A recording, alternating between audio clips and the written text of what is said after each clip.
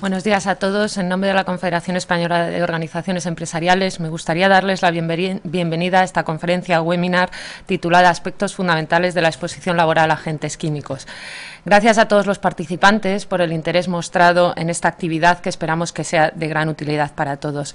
Este webinar tiene por objetivos ampliar nuestro conocimiento sobre la exposición laboral a agentes químicos, profundizar en los distintos conceptos básicos de esta materia, analizar el documento Límites de exposición profesional para agentes químicos que han recibido como documentación de apoyo y conocer distintos aspectos relativos a la práctica de la exposición laboral a estos agentes. Para desarrollar esta temática nos acompaña una gran experta en la materia, doña Laura Merino Rubio, licenciada en Ciencias Químicas, técnico superior en Prevención de Riesgos Laborales en las 3 especialidades, que trabajó como técnico superior en la Sociedad de Prevención de Asepello durante 8 años y que desde hace 3 años desempeña la labor de coordinadora de Prevención de Riesgos y Seguridad Industrial de la Federación Empresarial de la Industria Química Española, FEIQUE. Asimismo, Laura es miembro del Grupo de Trabajo de Límites de Exposición Ambiental de la Comisión Nacional de Seguridad y Salud en el Trabajo. Muchas gracias a ti, Laura, y muchas gracias a FEIQUE por haber aceptado nuestra invitación a participar en este webinar. Hemos dedicado este webinar a la seguridad y la salud en el uso de productos químicos por ser el tema elegido por la Organización Internacional del Trabajo para la celebración en el día de hoy, 28 de abril, del Día Mundial de la Seguridad y Salud en el Trabajo 2014. Tal y como recoge el documento publicado por la Organización Internacional del Trabajo con este motivo, los productos químicos son esenciales para la vida moderna y continuarán siendo producidos y utilizados en los centros de trabajo. Sus beneficios son generalizados y altamente conocidos. Los productos químicos son indispensables para tener una vida saludable y gozar de la comodidad moderna. Son también parte considerable de muchos procesos industriales para desarrollar productos que son necesarios para nuestros estándares de vida. No solo están presentes en la industria química, ya que en mayor o en menor medida están presentes en la mayoría de centros de trabajo. Sin perjuicio de lo anterior, es bien conocido que una exposición inadecuada e incontrolada a los productos químicos puede traer consigo un riesgo para la seguridad y la salud en el trabajo. Cada día, y especialmente en días como hoy, Día Mundial de la Seguridad y la Salud en el Trabajo, es oportuno subrayar la importancia de una adecuada prevención de riesgos laborales para el conjunto de la sociedad en general y para los empresarios en particular. Dicha importancia se demuestra en hechos y la labor desempeñada por el tejido empresarial español en materia preventiva registra un balance positivo. Desde la entrada en vigor de la Ley 31/1995 de Prevención de Riesgos Laborales, los índices de siniestralidad se han venido reduciendo de manera considerable en nuestro país. Esta reducción se ha conseguido en gran medida por el esfuerzo económico y de organización realizado por parte de las empresas españolas. A través del tiempo, la seguridad química ha sido una de las áreas que más se ha desarrollado en el campo de la seguridad y la salud en el trabajo. Se ha logrado un avance importante respecto a la gestión de los productos químicos, pero aún queda camino por recorrer. Es necesario que sigamos trabajando en favor de un balance adecuado entre los beneficios que se derivan del uso de los productos químicos en el ámbito laboral y las medidas de prevención y control de los posibles riesgos que estos pueden tener para la seguridad y la salud de los trabajadores. Las empresas no son las únicas que obtienen beneficios de la prevención de riesgos laborales y no deben ser las únicas que tengan obligaciones y responsabilidades en esta materia. Los trabajadores tienen un papel determinante en la eficacia de la prevención de riesgos laborales, siendo imprescindible su responsabilidad efectiva y el uso adecuado y eficaz de los recursos preventivos puestos a su disposición por las empresas. Por los beneficios que se derivan para la sociedad en su conjunto, es también importante y necesaria la implicación efectiva y responsable de las administraciones públicas en esta materia. Coordinando esfuerzos y compartiendo responsabilidades, las administraciones públicas, los empresarios, los trabajadores y las organizaciones que representamos a ambas partes podemos lograr una gestión aún más racional de los productos químicos para obtener un mayor balance entre los beneficios de su uso y la prevención de sus posibles efectos adversos. Sin más, le cedo la palabra a doña Laura Merino y les animo a que hagan uso de la herramienta de chat que tienen disponible para formularle a nuestra ponente todas aquellas dudas o comentarios que les surjan sobre esta materia. Finalmente, les quería recordar que nos tienen a su entera disposición en el teléfono 915663400 y en la página web www.prl.coe.es, donde podrán encontrar información sobre las actividades desarrolladas por COE en materia preventiva. Muchas gracias. Laura, por favor, cuando quieras. Bueno, buenos días a todos y en primer lugar, como no puede ser de otra manera, agradecer a las organizaciones empresariales, en concreto a Elena Morales, pues que nos haya invitado a participar en esta conferencia. Como ya ha indicado Elena, hoy es el Día Mundial de la Seguridad y Salud en el Trabajo y la OIT ha elegido como tema la seguridad y salud en el uso de productos químicos en el trabajo. De ahí el tema de nuestra webinar de aspectos fundamentales en la exposición laboral de estos agentes. He intentado resumir toda la temática porque agentes químicos podemos tener muchos, muy variados, nos pueden dar lugar a accidentes, enfermedades profesionales, que ahora más adelante lo explicaré, pero nos centraremos fundamentalmente en la posibilidad de que estos agentes químicos puedan dar lugar a una enfermedad profesional. Nos hemos centrado, primero veremos la legislación aplicable, será muy resumida y veremos algunas definiciones que creo que son importantes para el transcurso de esta jornada. Luego veremos lo que entendemos por exposición laboral, las vías de entrada de nuestro organismo, cómo puede entrar nuestro organismo, en qué estado, y la evaluación de riesgo químico. ¿De acuerdo? Los límites de exposición profesional, una herramienta básica, siempre que hablemos de contaminantes químicos. La planificación del Grupo de Trabajo de Límites de Exposición Profesional de la Comisión Nacional de Seguridad y Salud en el Trabajo de 2014. Aquí veremos en qué está trabajando este grupo de trabajo, que lo que hace es estudiar una serie de compuestos que creen que debería variar su valor límite en años posteriores. Y como último punto he incluido, que creo que es importante, aunque muchos de vosotros ya los conoceréis, son las herramientas que pone el Instituto Nacional de Seguridad y Higiene en el Trabajo a disposición de todos, referidas a agentes químicos. Y que yo creo que las podemos usar y en muchos casos nos pueden dar soluciones muy válidas. Entonces, bueno, como ya he comentado, lo primero que vemos son la legislación aplicable. Exclusivamente menciono dos reales decretos, el de agentes químicos y el de agentes cancerígenos y mutágenos. Ambos dos tienen una guía técnica que ha elaborado el Instituto, como tiene su misión encomendada, elaborar las guías técnicas de algunos de los reales decretos para facilitarnos su aplicación y comprensión. Si ya sabéis, si estáis puestos en el tema, hace 2 meses, en febrero, se hizo la publicación o la presentación en el Instituto de la revisión de la Guía Técnica de Agentes Químicos. Creemos que dentro de poco se hará la revisión de la guía de agentes cancerígenos, que también nos facilitará un poco, porque todo está cambiando con la inclusión de REACH y de CLP. Son las novedades más importantes que podemos encontrar en la guía técnica de agentes químicos, al igual que nos han incluido todas las metodologías de métodos simplificados, que son muy válidas, y tenerlas ahí, que las hayan asumido, ya no solo la tenemos en una NTP, sino en una guía técnica que sabéis que tiene más solidez. ¿De acuerdo? De estas definiciones he querido extraer la de agente químico y la de agente químico peligroso. Sabemos que agentes químicos tenemos en infinidad de sectores empresariales, ¿de acuerdo? Pero no todos esos agentes químicos tienen por qué ser peligrosos. Entendiendo como peligrosos aquellos que pueden presentar riesgo para la salud y para la seguridad de los trabajadores debido a sus propiedades físico-químicas, químicas o toxicológicas, y en la forma en que se utiliza o se halla presente en el lugar de trabajo. Sabemos que estos productos químicos los podemos utilizar como materia prima, se pueden fabricar, se pueden generar. No solo nos tenemos que fijar en los productos químicos que nosotros estemos utilizando, sino los que se pueden generar en nuestros procesos. Normalmente siempre esperados y conocidos en labores de mantenimiento, etcétera.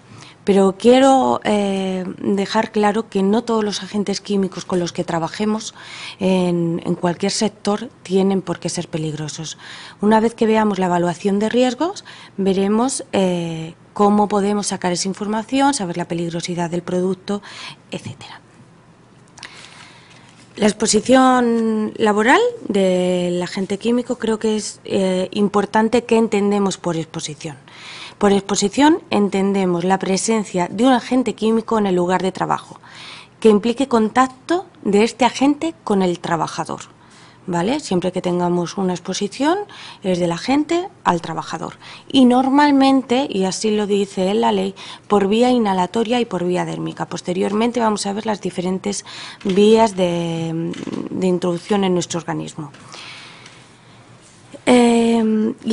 Ahora voy a hablar de una cosa que me he referido en la introducción, y es que nos vamos a referir al agente químico cuando provoca una enfermedad profesional.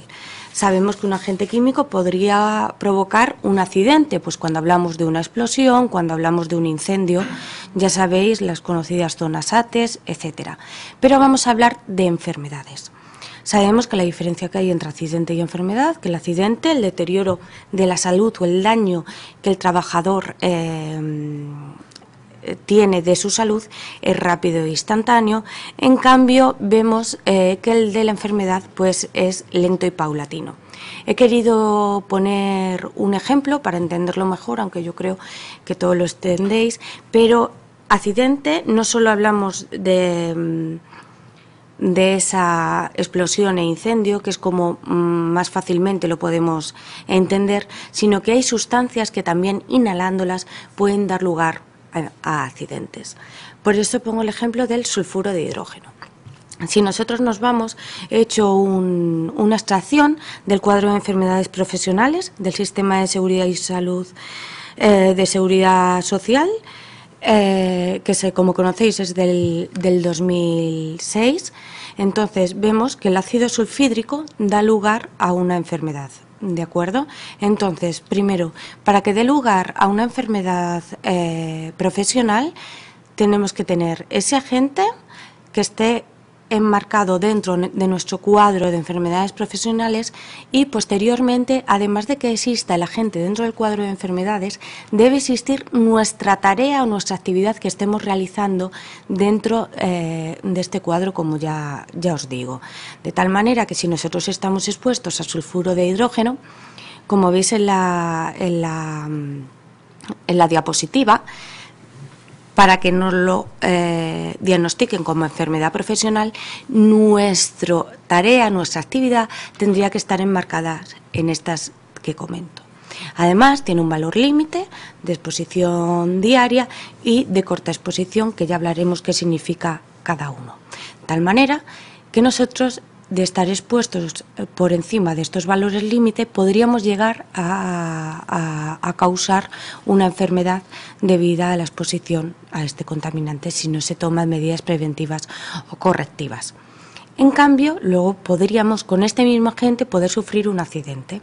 El ácido sulfídrico lo podemos ver presente, por ejemplo, en depuradoras, en deshidratación de fangos, es muy común. Y dependiendo, como veis en la diapositiva, de la concentración a la que el trabajador está expuesto, siempre hablando sin protección, podría darse incluso la muerte. Vemos cómo el valor límite de exposición diaria o de corta exposición es muy bajo, de tal manera que como mucho detectaríamos el olor. Si ya subimos a 50 o 150 ppm, ya tendremos irritación en los ojos. Y así podremos ir subiendo y vemos cómo se puede llegar a la muerte. De tal manera que un mismo agente químico podría dar lugar a un accidente de trabajo. Pero nos vamos a centrar de ahora en adelante en nuestra presentación en las enfermedades profesionales y en la vía inhalatoria, ¿de acuerdo? Que es la forma más común de exposición a agentes químicos. Perdonar. Otra cosa que quería comentar Es que podemos clasificar los agentes químicos de muchas maneras. Una es de las formas que tenemos, que nos llega el riesgo a nuestro organismo, ¿vale? Pues vía inhalatoria, dérmica, luego lo vamos a ver, las vías de exposición, y luego otra de las cosas sería en función de su estado. Entonces podríamos tener gases o vapores cuando la sustancia está presente en el aire en fase gaseosa, mientras que si está suspendido en el aire en forma de partículas sólidas o líquidas se habla de aerosol. El contaminante puede estar en forma de polvo si se trata de partículas sólidas, ¿de acuerdo? Si se trata de partículas originadas en un proceso de disgregación mecánica por serrar o pulir, tendremos un polvo, como hemos dicho, mientras que si se generan por condensación de vapores formados en un proceso térmico se habla de humo. Ahí vemos los humos de soldadura, por ejemplo. Cuando están formadas por pequeñas gotas de líquidos, hablamos de nieblas, y las conocidas fibras, como las fibras de amianto, que tienen un tamaño muy, muy pequeño. He querido comentarlo porque dependiendo de cómo se encuentre el ambiente, nos deberemos proteger de una forma u otra o medir de una forma u otra el contaminante. Otra cosa importante que vemos es las vías de entrada en el organismo. Son conocidas, también muy conocidas por todos, la vía respiratoria, la vía dérmica, la digestiva y la parenteral. La vía respiratoria es la más común, ¿vale?, que es la vía inhalatoria, la vía dérmica a través de la piel, la vía digestiva, que aunque creamos que es rara, porque no todo el mundo le da por un agente químico, un contaminante, bebérselo o tragárselo, sí que ha habido accidentes por estos motivos, normalmente por malas prácticas de los trabajadores. Y no quiero, pero puedo ponerles el ejemplo del hipoclorito. El hipoclorito sódico tiene un color muy similar al del agua, casi transparente, un poquito amarillo. Y el trasvasar de su base original el producto a otro, se ha dado la casuística de que algún trabajador haya bebido por haber tenido este compuesto en una botella de agua. O sea, muchas veces nos podemos evitar riesgos, sobre todo los de vía digestiva, pues etiquetando los productos, manteniéndolos en su envase original, o como nos hemos encontrado accidentes debidos a que el trabajador, al trasvasarlo de un envaso a otro, lo que ha hecho es solver el producto para que luego actúe como bomba y pase a otro envase. Por vía digestiva son muy fácil evitarlos, ¿de acuerdo? Por vía parenteral es similar al de la vía dérmica, pero en este caso es a través de las heridas. Hay que tener en cuenta que todos los trabajadores, si tienen heridas, no hace falta solo, por ejemplo, si es en las manos, ponerse un guante, sino que además deberían tener un apósito o algo más. No es lo mismo que nos caiga en la piel a que nos caiga directamente una herida que pasa directamente a nuestra sangre. Bueno, pues nos vamos ya a lo que es la evaluación de riesgo químico. Yo creo que hasta aquí, y bueno, lo que voy a contar tampoco a lo mejor os saco de muchas dudas, pero hasta aquí sí que todos los conocemos, ¿vale? Cómo se puede presentar el agente químico, las vías de exposición y cómo puede entrar en nuestro organismo. Y ahora vamos a ver las fases de una evaluación. Estas fases las he querido diferenciar en 4 fases: la identificación, la medición, la evaluación y la corrección. Como identificación, vamos a ver, aquí tenemos que saber con qué agentes químicos estamos trabajando. Como he dicho antes, no solo los que utilizamos como materia prima, las que tenemos presentes, sino los que se pueden generar en nuestro proceso. Y debemos conocerlos, porque si no los conocemos nunca vamos a poder evitarlos o valorarlos. De tal manera que una vez conocidas esas sustancias, debemos ver por qué vía de entrada la tendremos en nuestro organismo, en qué tareas estoy expuesta a esos agentes químicos y en qué puestos de trabajo. Con esto podríamos hacer una especie de inventario donde vemos qué agentes químicos, qué puestos de trabajo le afecta, en qué tareas, ¿de acuerdo?, sus vías de entrada y ahora lo más importante, la peligrosidad de esos agentes químicos. ¿De dónde podemos sacar esa peligrosidad? Lo normal es que la podemos sacar de la etiqueta, ya que nos viene su frase H y su pictograma. Pero como ya sabéis, algunos pictogramas coinciden para distintas frases H. Y de la ficha de datos de seguridad, que debemos tenerla siempre disponible, debería ser así. Entonces, conocer qué sustancias tenemos, ¿de acuerdo?, y dónde las tenemos presentes, y ver si nuestros trabajadores están expuestos o no a ellas, porque a veces podemos tener estos productos, pero en un sistema cerrado y que el trabajador no esté nunca expuesto a estas sustancias. Normalmente no suele ser así de fácil. La siguiente fase que os he puesto aquí sería la medición. Pero ¿qué es lo que os he escrito? Que el especialista en prevención determinará la necesidad de efectuar mediciones ambientales. No siempre son posibles, son necesarias estas mediciones, ¿de acuerdo? De aquí, y voy a pasar a la siguiente diapositiva, vemos el nuevo enfoque que estamos viendo en los últimos años de la higiene industrial. Nosotros siempre, hasta hace unos años, lo que se hacía es que se evaluaba, se controlaba, se evaluaba, se veía si teníamos controlado este riesgo, pero siempre a través de una medición. Una medición que lleva un coste cuando nosotros ya de por sí sabemos que tenemos ese agente químico. Vamos a ver, lo primero que tenemos que hacer cuando tengamos un agente químico peligroso es intentar eliminarlo. No siempre es posible, pero sí que podemos ver, y luego os comentaré una herramienta que nos da opciones de otras sustancias menos peligrosas.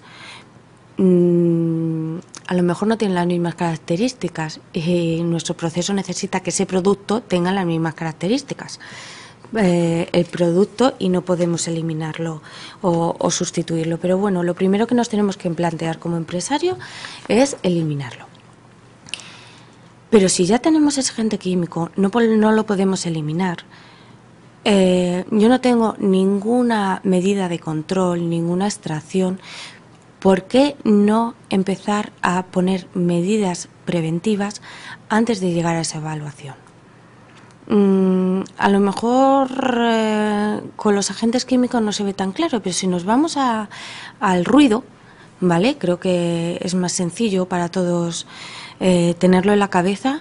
Si nosotros ya sabemos que en nuestra nave tenemos ruido, ¿por qué no vamos a poner de primeras una medida preventiva? Vamos a intentar que esa fuente ruidosa disminuya su ruido y luego midamos. Como técnicos de prevención sabemos dónde hay ruido, sabemos dónde hay agentes químicos y nos podemos ahorrar esa medición. Si lo que hacemos es medir para comprobar que tenemos un agente químico en nuestro ambiente, no estamos optimizando recursos. Muchas veces la medida preventiva que se va a derivar de esa medición tiene un coste inferior al coste de la medición. Entonces, bueno, no decimos que no se mida, porque la medición sigue siendo necesaria, pero solo para comprobar que estamos en los rangos en los que tenemos que trabajar. Yo creo que este es el nuevo enfoque. Vamos a medir, pero solo cuando sea necesario. Tenemos que olvidarnos de medir por medir y tenemos que intentar que cuando nos venga la inspección a visitarnos y nos digan: vamos a ver, tenéis este agente químico, necesito, a ver, ¿habéis medido cuánta concentración de agente químico tenéis en el ambiente? De eso nos debemos olvidar.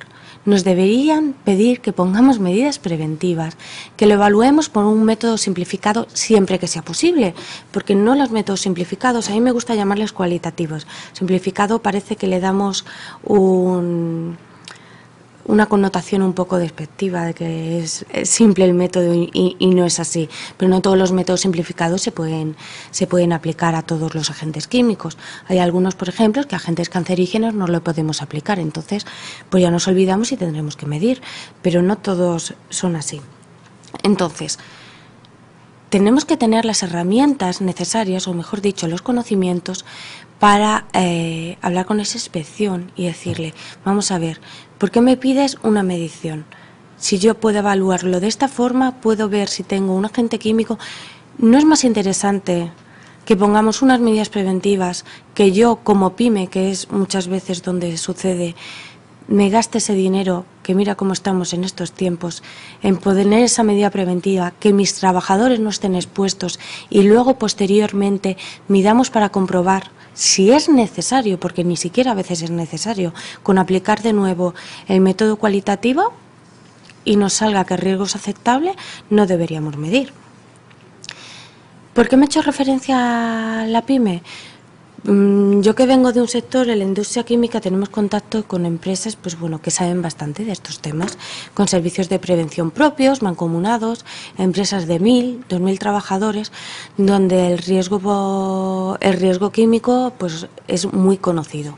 Y sí que les ha pasado que ha llegado la inspección y le ha dicho, quiero esta medición, pero tienen conocimientos suficientes para rebatírselo. Yo creo que ahora nos han echado una mano desde el instituto, porque nosotros como herramientas teníamos las notas técnicas de prevención. Sabéis que las notas, pues bueno, son orientativas, nos dan conocimiento, pero nada más. Ahora mismo lo han incluido en la revisión de la guía técnica de agentes químicos, y que lo hayan incluido nos han dado una herramienta más para que la inspección tenga en cuenta estos métodos y los valide. Se ha demostrado que estos métodos cualitativos son válidos, se ha demostrado que llegamos a las mismas conclusiones aplicando estos métodos que realizando una medición, porque si es verdad que no tenemos un valor de qué concentración tengo en el ambiente, pero sé en qué nivel de riesgo me estoy moviendo. Si es que ya nos basta para saber si tengo que poner medidas preventivas o no, saber si el riesgo es aceptable o no es aceptable, si no es aceptable, en qué nivel nos movemos, si las medidas preventivas van enfocadas en un sentido o van enfocadas en otro. De todas maneras, también os quería comentar, aunque sea rápidamente, que dónde se encuadraría dentro del Real Decreto de Agentes Químicos estos métodos cualitativos. En el artículo 3, apartado 5 del Real Decreto 374, nos dice que la evaluación de riesgos derivados a exposición por inhalación a agentes químicos peligrosos deberá incluir la medición de las concentraciones del agente en el aire, en la zona de respiración del trabajador y su posterior comparación con el valor límite ambiental que corresponda. En esto es en lo que se han basado la inspección siempre, y donde nos hemos basado la mayoría de los técnicos. Pero si seguimos leyendo, nos dice, las mediciones no serán, sin embargo, necesarias cuando el empresario demuestre claramente por otros medios de evaluación que se ha logrado una adecuada prevención y protección. Aquí es donde se encuadrarían estos métodos simplificados. Que no se me olvide decir, porque creo que es importante, y si habéis leído alguna de las notas técnicas del Instituto, el Instituto ha mejorado estos métodos cualitativos. El COS Essential o el IRNS les ha metido un factor de correlación más. Por lo tanto, está haciendo que el método sea más real. Ha metido, es que a ver cómo decirlo, pero lo que a lo mejor en Cosesencia nos da que fuera un riesgo no aceptable o casi no aceptable, para nosotros pasa directamente a ser no aceptable. O que sea aceptable, este factor nos hace que el riesgo sea mayor para los trabajadores. Y acordaros que lo normal es que nos basemos en los métodos del Instituto, ya que estamos aquí en España y ya los han validado ellos. Vuelvo a la diapositiva anterior. Podemos medir por métodos cualitativos y métodos cuantitativos. Yo creo que los métodos cuantitativos los conocemos todos, puede ser por un muestreador, con bombas, captador de filtros, etcétera, etcétera, y por métodos cualitativos. No es sencillo llegar a utilizar un método cualitativo cuando es un producto que se genera, ¿de acuerdo? Es más, muchos de los métodos simplificados no los podemos utilizar. Si los utilizamos para productos que estamos utilizando o que se utilicen como materia prima. Pero normalmente para unos humos de soldadura lo que tengo que hacer es un método cualitativo. ¿Por qué? Porque muchas veces carezco de toda la información que se necesita para aplicar este tipo de métodos. Bueno, lo que quería decir con estas diapositivas es pues que quede claro este nuevo enfoque de la higiene industrial y que tenemos que empezar a utilizarlos, y ahora más que el Instituto está poniendo mucho de su parte para que esto le llegue a la inspección, que normalmente es con quien tenemos problemas, o con esos delegados o comités de empresa. ¿De acuerdo? Como ya hemos dicho y he leído del extracto del Real Decreto 374, una vez que conocemos y hemos llegado a medir, tenemos que comparar nuestra concentración en el ambiente con el valor límite ambiental.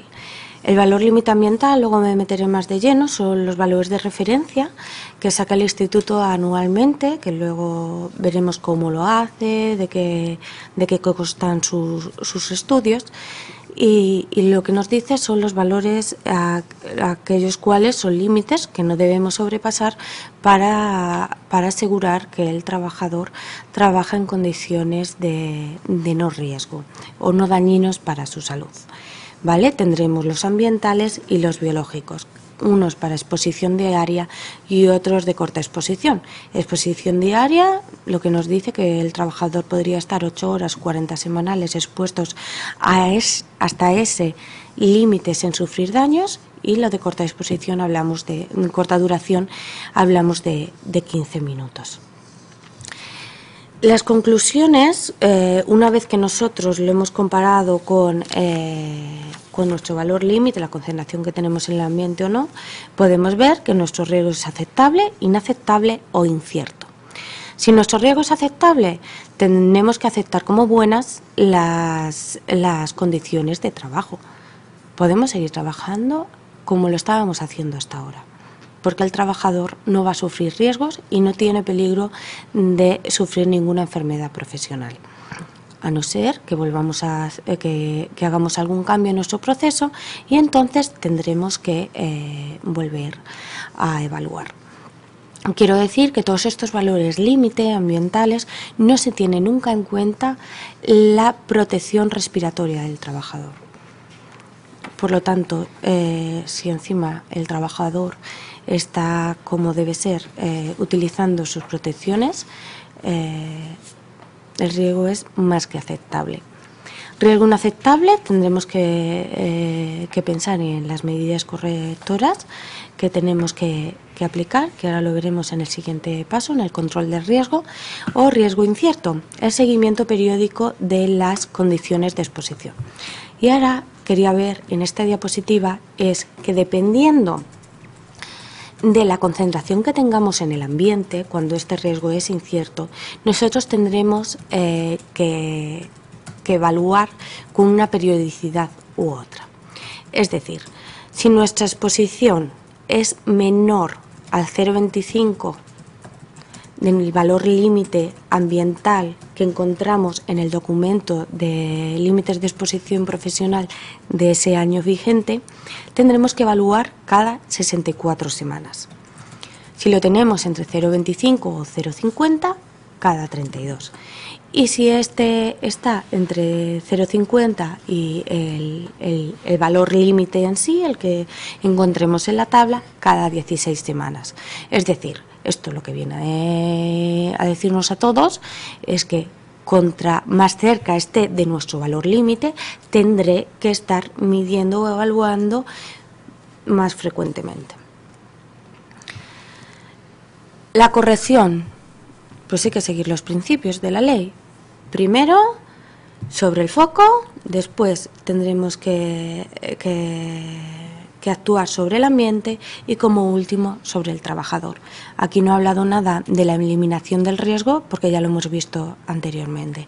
Os lo he puesto en unas figuritas, pero bueno, espero que se entienda. Sobre el foco, deben ser prioritarias, ¿vale? La eliminación por otro menos peligroso, ahí estaríamos en la eliminación, pero menos peligroso. Eliminar por uno que no tenga peligro, la verdad es que es complicado. Creo que voy un poquito mal de tiempo, que me acabo de dar cuenta. Bueno, voy a pasar un poco esto deprisa porque yo creo que esto lo podéis conocer. Sobre el medio, el encapsulamiento, la ventilación general o localizada, la automatización del proceso, etcétera. Y luego quería hablar sobre los equipos de protección individual, aquellos que se ponen sobre el trabajador. Aquí he enumerado unos cuantos, depende de lo que estemos expuestos, pero como he dicho que nos vamos a basar en la protección, o sea, la protección respiratoria, porque es la vía de entrar en el organismo más frecuente, la de la vía inhalatoria. Es más, todos los valores límite que encontremos en el documento, casi todos son por vía inhalatoria. Entonces tendremos filtros de partículas, de gases y vapores y mixtos, ¿vale? Entonces, dentro de las de partículas tendremos 3 niveles. Los de partículas siempre van acompañados de una P, que sería P1, P2 y P3, siendo el P3 el que nos protege más al trabajador. Si nosotros viéramos estos filtros en un microscopio, tenemos que imaginaros que tenemos un mallazo. El P1, la malla sería más grande, dejaría pasar nuestro agente químico, dependiendo, por ejemplo, si se trata de un polvo más o menos grande. Es decir, si nosotros tenemos un almacén, imaginaros, pues bastante sucio, a lo mejor si nos ponemos a barrerlo, necesitamos una P1, y cualquier contaminante que esté en esos rangos, pues con una P1 sería suficiente. La P2 ya el mallazo es más estrecho y la P3 es el más pequeño. Con él el trabajador le cuesta más respirar, pero hay partículas, por ejemplo las fibras de amianto, que únicamente conseguimos que se queden retenidas con esta protección P3. Y luego tendremos para gases, que ahora vamos a ver cómo se dividen, y las de gases y partículas. La mayoría de gases se pueden combinar con una de partículas. Os he puesto esta tabla porque para mí es interesante. Podemos ver la clasificación por letras, ¿vale? El tipo A, B, E, K, P, y luego por colores. Para los trabajadores es mucho más sencillo verlo por colores. Es decir, yo he puesto un filtro de color marrón. Pues ¿qué es lo que pasa? Que me está protegiendo de compuestos orgánicos, gases o vapores orgánicos. ¿Qué es de color gris? Pues gases y vapores inorgánicos. Nosotros normalmente, los empresarios, hablamos a nivel de las letras del abecedario. Y luego entre ellos son combinables. De tal manera que tenemos que saber muy bien a qué compuestos estamos expuestos nuestros trabajadores para tener un filtro u otro. Lo normal es que tengan un filtro, pues que si yo tengo compuestos orgánicos y tengo compuestos inorgánicos, que sea un filtro AB, porque no le podemos dar al final al trabajador que esté pensando en ese momento si necesita un filtro marrón, gris o cuál de ellos. Lo mejor es que sea una mezcla, un mixto. Quería comentaros también que hay un portal de equipos de protección individual que es una de las herramientas del instituto, donde nos da mucha información sobre esto que os he contado. Incluso si ponéis el producto químico os dice qué clase de filtro necesitáis. Los límites de exposición profesional, voy a pasar rápido de la historia de todo esto, pero todo esto, Esto comenzó en 1995, donde se creó el Grupo de Trabajo de Límites de Exposición Profesional de la Comisión Nacional de Seguridad y Salud en el Trabajo, donde está compuesto por técnicos del Instituto y técnicos de las comunidades autónomas, es decir, de la Administración, y en 1997 se creó otro grupo para evaluar toda esta información, estos documentos que sacaban. De tal manera que en 1999 salió el primer documento de agentes químicos en España. Como he dicho antes, es revisado y actualizado anualmente. Aunque pase deprisa, sí quería hacer mención a que el problema que nos estamos encontrando es que esta revisión anual siempre lleva consigo un cambio en estos valores límite. Y desde las organizaciones empresariales lo que defendemos es que si hay investigaciones nuevas, si hay documentación nueva que estudiar, que se estudie. Si hay que disminuir algún valor límite siempre que sea posible, técnicamente llegar luego a alcanzarlo o a medirlo, no hay problema. El problema es que se están bajando unos valores límite porque hay que revisar el documento. Y no podemos llegar a este punto. O sea, cuando sea necesario vamos a revisarlo, pero no tiene por qué esta revisión llevar consigo un cambio en esos valores límite. Como sabéis, hay valores límite indicativos y vinculantes. Nosotros, aquí viene la Comisión Europea, tiene valores límite indicativos, ahora mismo está estudiando la cuarta, dentro de nada pasará a la quinta lista de valores indicativos, que lo que hace es que todos los países te recomiendan que asumas ese valor o más restrictivo. Y luego los vinculantes, donde estos ya son de carácter obligatorio en todos los países. Os he querido poner aquí la cuarta lista de valores indicativos. Creo que esta diapositiva será luego entregada a todos vosotros. Entonces, la podéis ver con más tranquilidad, con la planificación que hay. Creo que van con un poco de retraso, pero la parte de octubre de 2013 sí que ya está terminada, ¿vale? El valor límite ambiental, yo creo que todos sabemos lo que es el químico que esté en el aire y que sirven para la evaluación y control de riesgos por inhalación de agentes químicos, incluido en la lista de valores. El biológico, tenemos alrededor de unos 50 y quería comentar una cosita. En total tenemos unos 700 valores en España.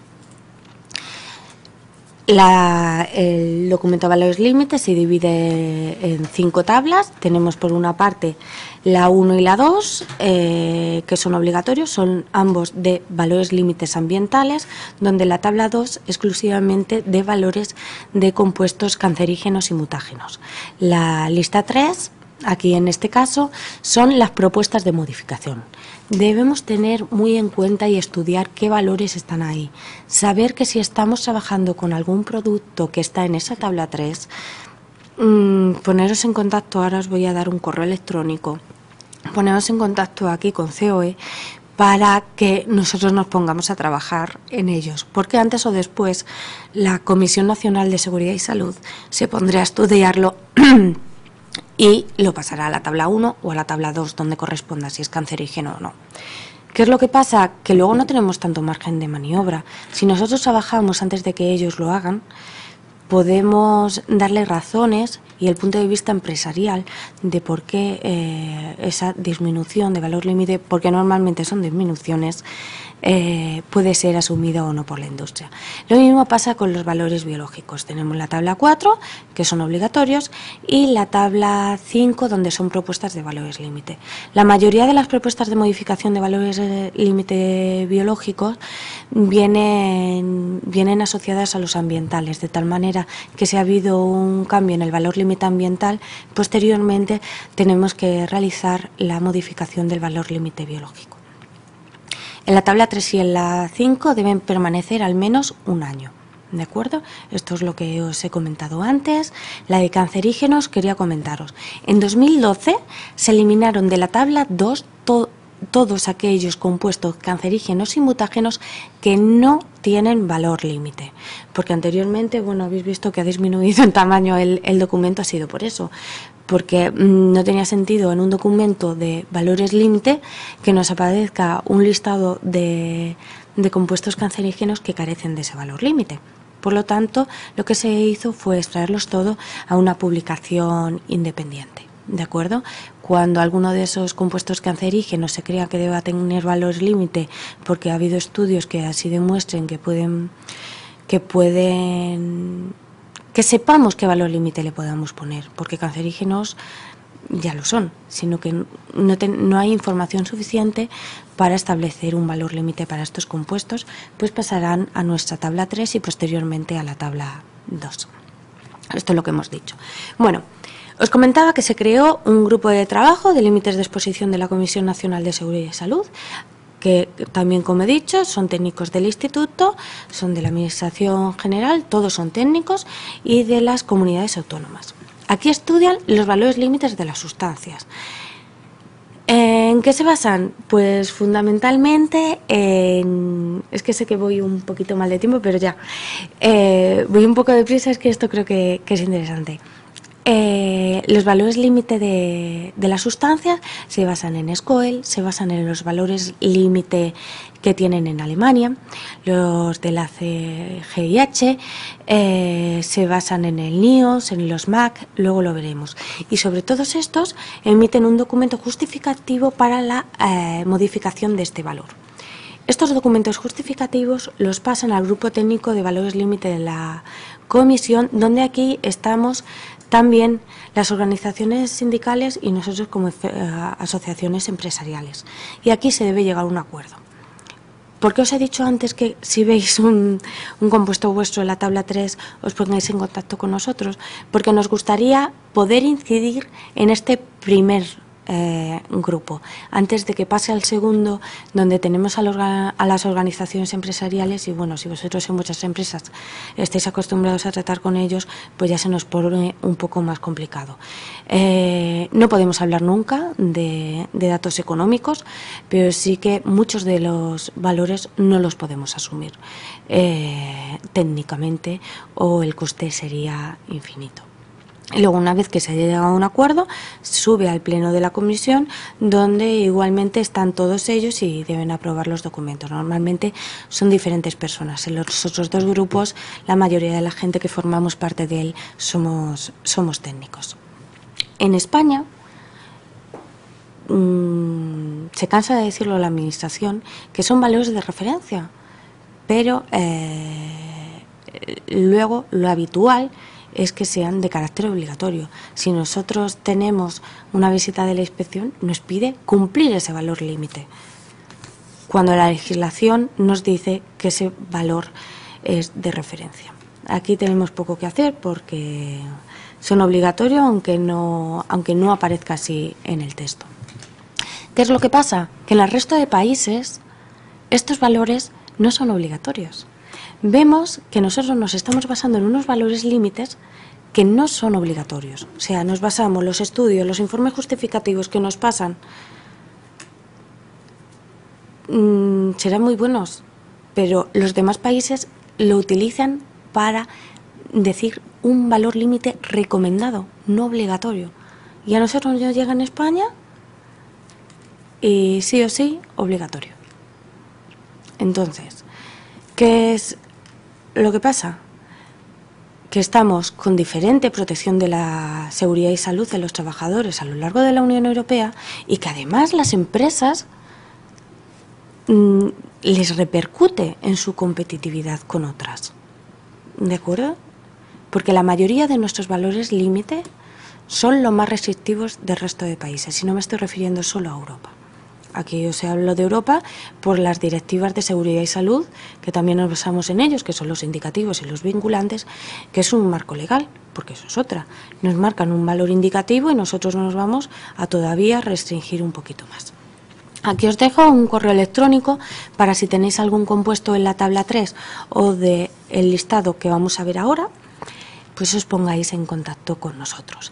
Estos son los productos que están estudiando ahora mismo en la Comisión Nacional y bueno, si tenéis alguno de los compuestos, si no y os puede afectar esa disminución, tener en cuenta que nosotros aún no tenemos el informe justificativo, nos llegará el mes que viene, bueno, el mes que viene, en junio, pero bueno, ya estamos terminando abril.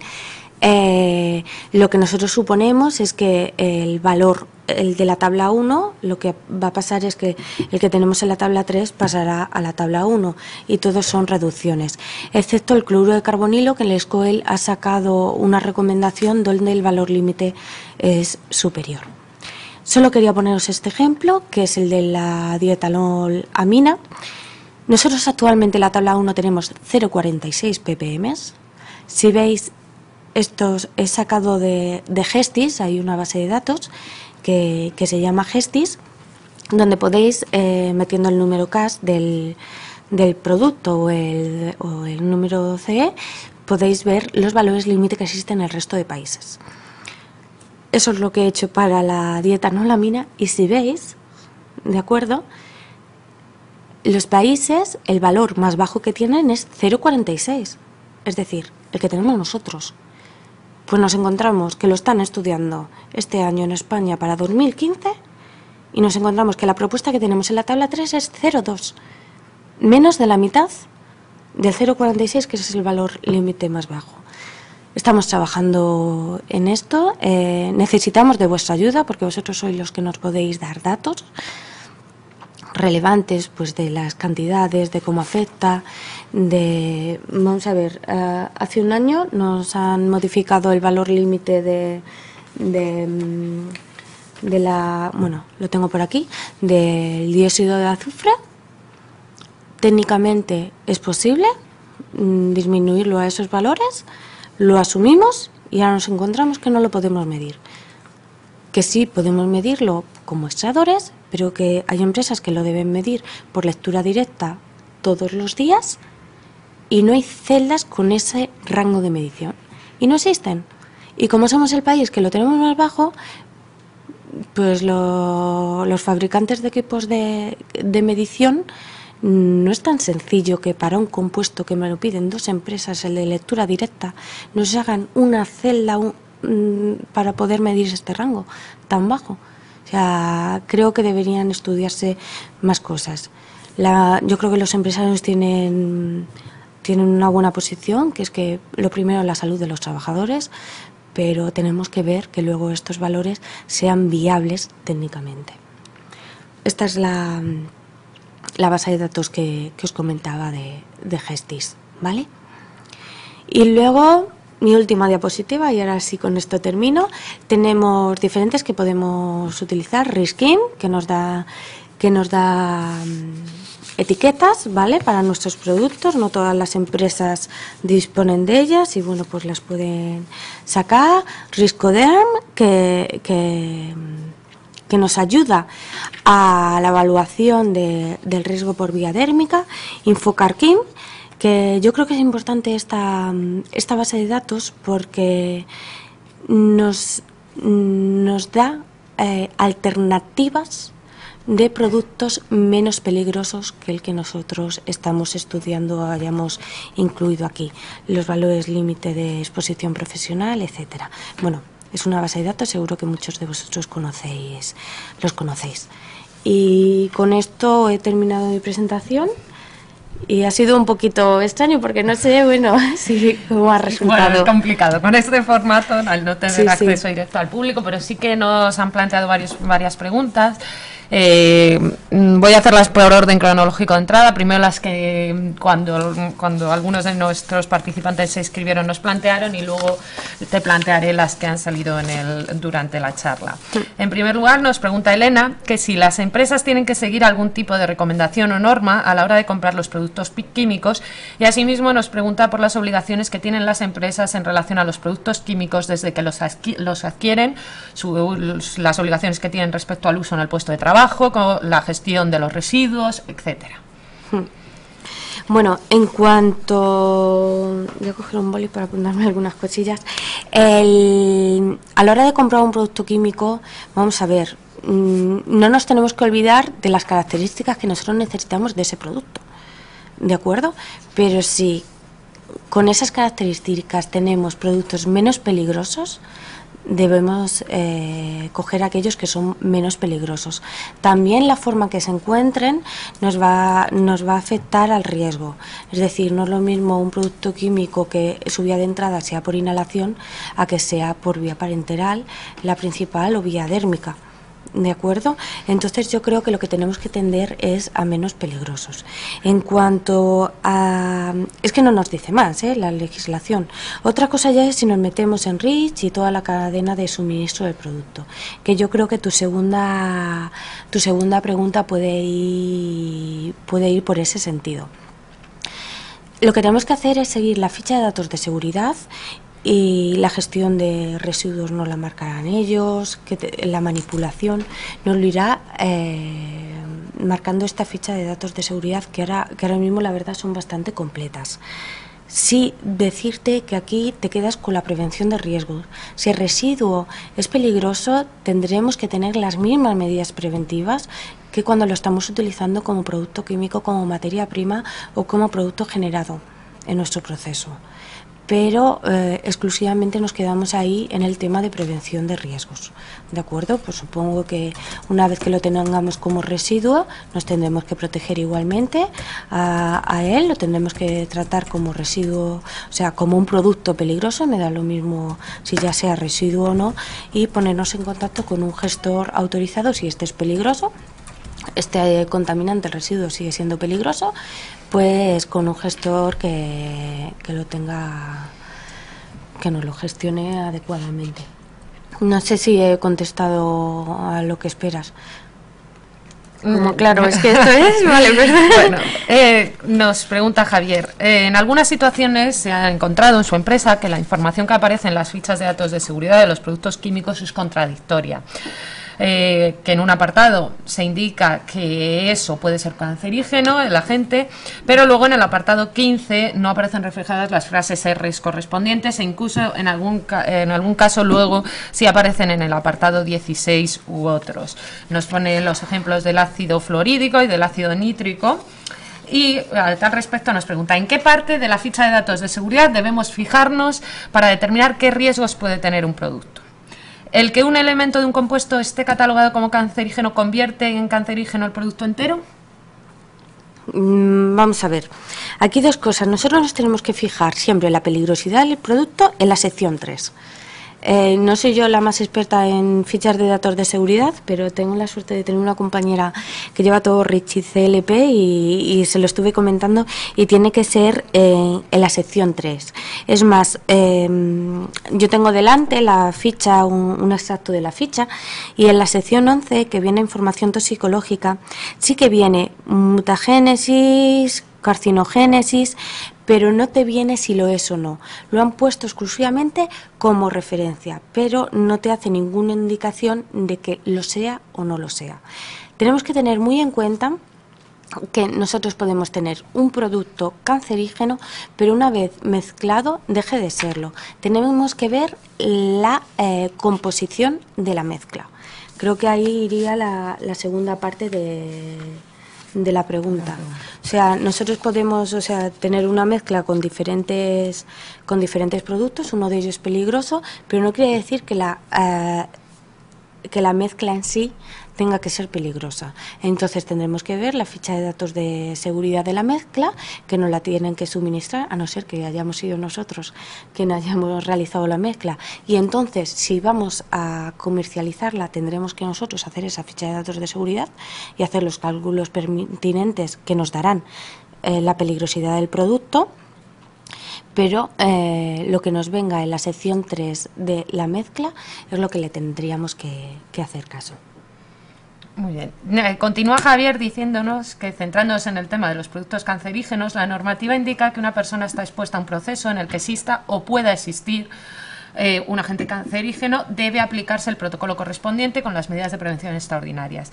En alguna ocasión nos comenta con varios servicios de prevención, han tenido unas discusiones a este respecto sobre si hay que obligar se les realiza la medición higiénica para determinar la presencia o no del agente. Al realizar la medición no se detecta la presencia del mismo, pero como la normativa dice o que pueda existir y que todo equipo de medición tiene un límite de detección, como tú comentabas, por debajo del cual no puede asegurar que no exista el agente, ¿qué sentido tiene medir un agente cancerígeno con estas situaciones? Si existe, al final parece que da igual la cantidad que haya, y si no se detecta nunca, nunca se puede asegurar al 100% que el agente no esté presente. ¿Existe jurisprudencia al respecto? ¿Qué nos puedes comentar? Sí, la jurisprudencia que existe, el Real Decreto de Cancerígenos, que bueno, no me ha dado tiempo a comentarlo, pero ahora actualmente se está trabajando en la Directiva de Cancerígenos en una modificación de la misma. Os he comentado lo de la guía técnica de cancerígenos por parte del Instituto, pero se me había olvidado comentaros que la directiva está estudiándose la modificación de la misma. Bueno, pues el problema que tenemos con los cancerígenos es que la mayoría de los métodos cualitativos no los podemos aplicar a cancerígenos. Entonces nos tendríamos que ir a la diapositiva que os he marcado. Si tiene valor límite, dependiendo cuál es la concentración que tengamos, tendremos que medir cada cierto tiempo. Y esto es sí o sí. O sea, es lo que nos dice la ley. Contra más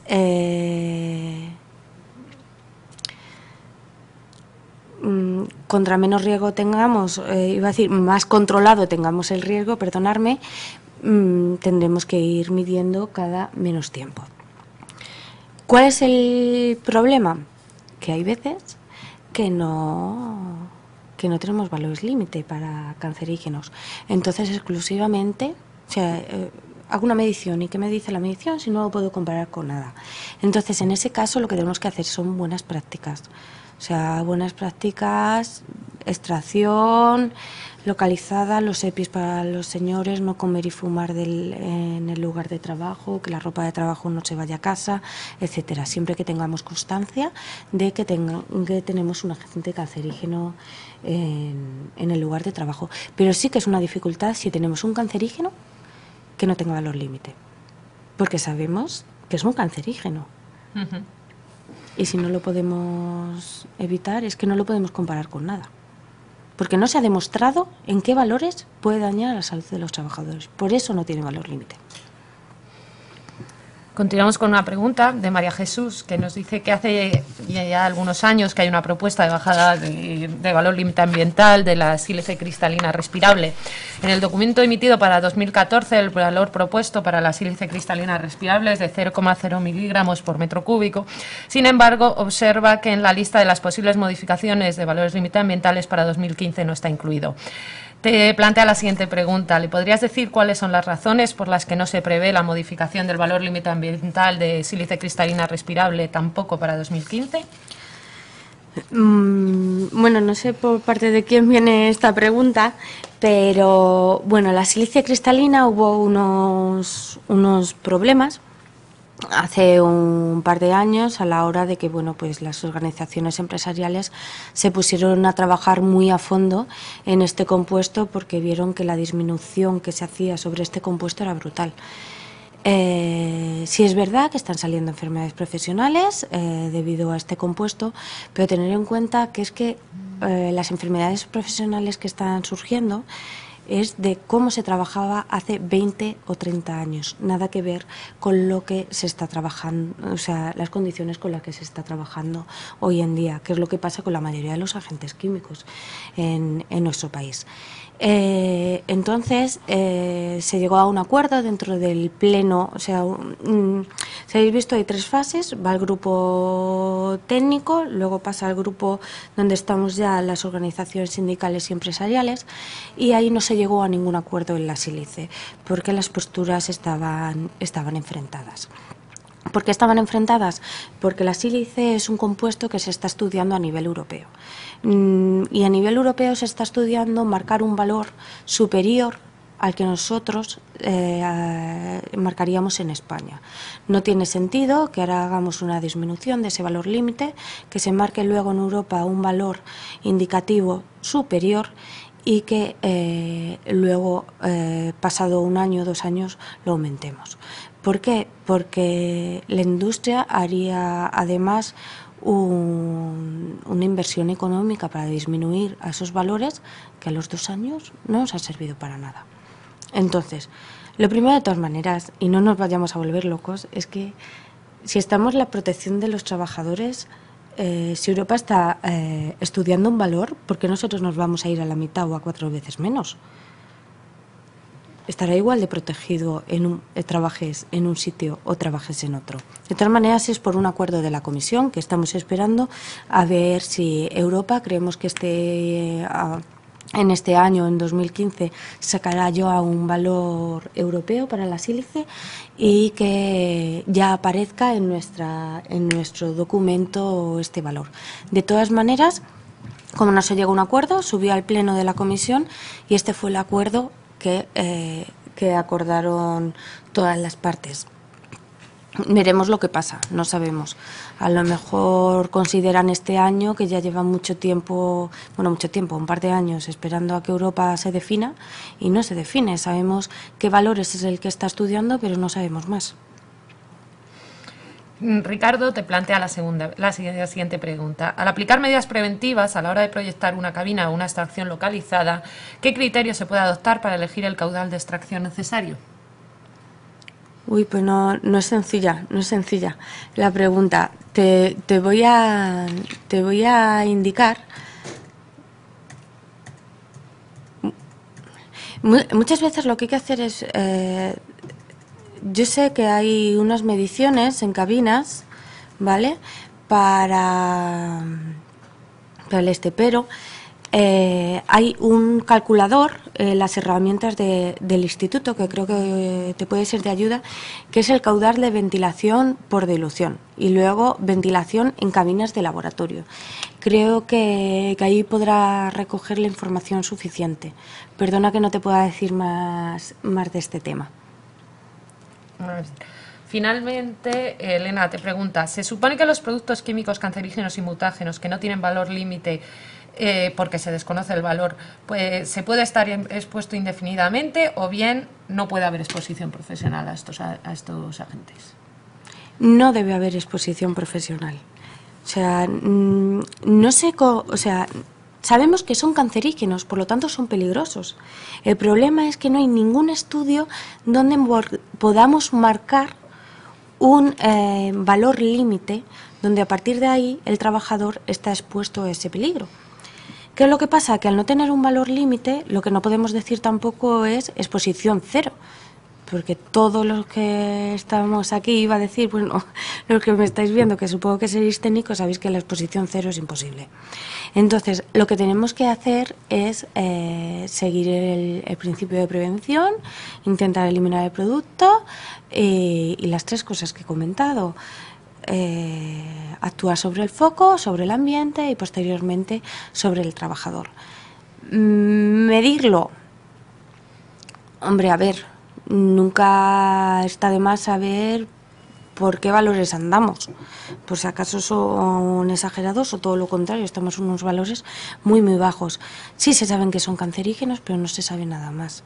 La verdad es que es un poco complicado si no tiene valor límite esa sustancia, pero tenemos que seguir estas indicaciones, o sea, además de las buenas prácticas por parte del trabajador y de la empresa.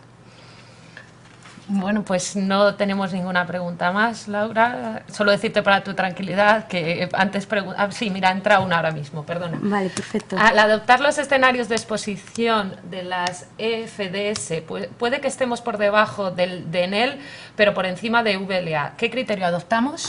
Vale. No lo he mencionado, aunque me traía unos apuntes del DNL y los valores límite. Vamos a ver, los DNL son para proteger a la población en general. Ahí metemos a personas perdón, se me iba a escapar la palabra trabajadores, de todas las edades, ¿vale? Niños, ancianos, embarazadas, gente con asma, con problemas respiratorios. En cambio, los valores límite están exclusivamente para los trabajadores, un trabajador medio, de edad media, peso medio, ¿de acuerdo? ¿Qué es lo que nos está ocurriendo? Que tenemos DNLs muy por debajo de los valores límite ambientales que marca el instituto. Pero es por esta razón, o sea, la finalidad es diferente. Lo único que es obligatorio son los valores límite y eso es lo que tenemos que defender. Y como os he dicho antes, lo mejor es el conocimiento. Igual que os he dicho con los métodos cualitativos. Si podemos utilizar un método cualitativo, ya me puede venir la inspección que yo se lo tengo que rebatir. Aunque sea la inspección, y explicarle en qué se basan, que están validados, etcétera. Lo mismo pasa con los DNLs. O sea, un DNLs no es obligatorio. Nos da el marco para que la población en general, no nuestros trabajadores, sino la población en general, además, durante todo el día. Nosotros, el de exposición diaria es 8 horas diarias, o sea, no tienen nada que ver.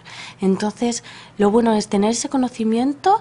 Nosotros lo que tenemos que aplicar son los valores límite para, si nos dicen algo contrario, rebatirlo. Pues lo que te comentaba, Elena, que decías antes, no sé si te he contestado, te dice que sí, y luego vale. un comentario que te quería hacer de Santos, que dice que los valores límites de exposición profesional se bajan o se sumen porque los estudios científicos y técnicos así lo aconsejan y que en todo caso se adoptan con el acuerdo de todos. Te da las gracias por los... Es totalmente cierto, es con el consejo de todos. Lo que pasa, por ejemplo, el otro día que estábamos bueno, creo que no queda nada de tiempo, pero que estábamos pues en la presentación de la jornada, en la jornada de presentación de la nueva guía técnica, de la revisión y de los valores límite, pues bueno, te sientas en una mesa de diálogo y sí, tenemos que estar, como nos decían los sindicatos, orgullosos de tener los valores límite más restrictivos, sí, pero ¿los podemos luego aplicar? Creo que es porque hay estudios referidos a ellos y por eso yo creo que el documento se tiene que revisar anualmente, que es porque todo va innovando, cada vez hay más conocimientos y hay que tenerlos en cuenta, y que lo primero es la salud del trabajador, pero no se pueden llegar a unos extremos que luego nos encontremos con problemas a las horas de aplicarlos. Bueno, es el mensaje que tantas veces hemos dado, ¿no? Yo creo desde las organizaciones empresariales, que sí a la prevención, pero a una prevención útil, proporcionada y compatible con la productividad, al fin y al cabo. Bueno, gracias, muchísimas gracias, Laura, por haber estado aquí con nosotros, por el esfuerzo que has realizado para realizar esta presentación. Gracias a Feike por habernos apoyado en esta actividad. Gracias a todos los participantes por haber participado en esta actividad. Espero que les haya sido de su interés. Y quería comentarles finalmente que se les enviará a lo largo del día de hoy la presentación que ha realizado Laura, así como una encuesta de evaluación con la que pretendemos conocer su opinión sobre estas actividades y, en todo caso, mejorarlas para un futuro. Comentarles también finalmente que se va a poder ver este vídeo en diferido desde esta misma dirección web, www.prl.coe.es, y asimismo se va a subir a nuestro canal de YouTube que se llama COE-TV. Sin más, darles las gracias a todos, desearles que tengan un feliz día y que no solo en días como hoy por supuesto que sí, el Día Mundial, que nos acordemos de la seguridad y la salud, pero que lo hagamos todos y cada día de este año. Muchísimas gracias a todos, buenos días. Gracias.